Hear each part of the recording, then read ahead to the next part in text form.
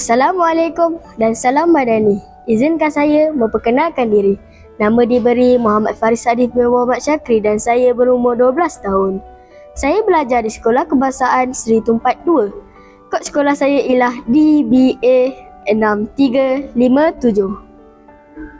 Hobi saya pada masa lapang ialah membaca buku supaya dapat menjadi seorang yang berilmu dan berjaya. Saya bercita-cita ingin menjadi seorang askar agar dapat berbakti kepada masyarakat dan negara.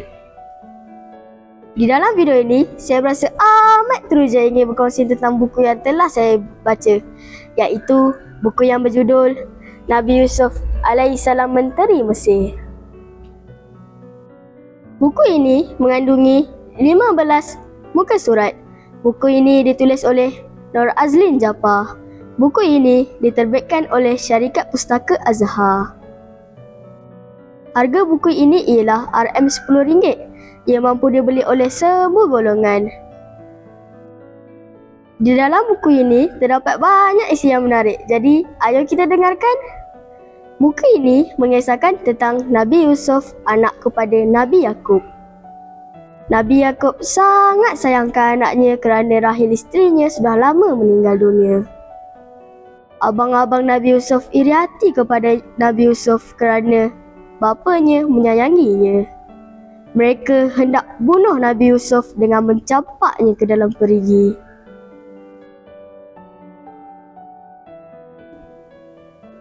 Nabi Yusuf telah diselamatkan oleh kafilah. Kafilah itu menjual Nabi Yusuf di Mesir lalu dijadikan hamba sehingga dewasa oleh Futihah. Siti Zulaikha, isteri kepada Futihah, telah jatuh hati kepada Nabi Yusuf lalu menggodanya. Namun Nabi Yusuf tidak melayaninya.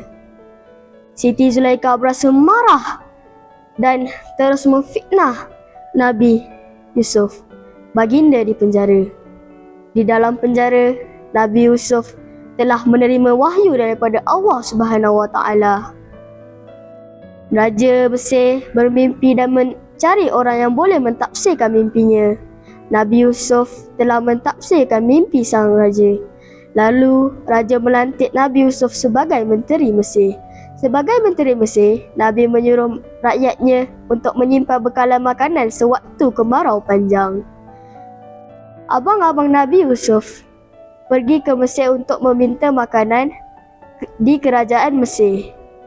Mereka tidak mengenali Nabi Yusuf. Semua abangnya dibolehkan pulang kecuali Bunyamin yang dituduh mencuri.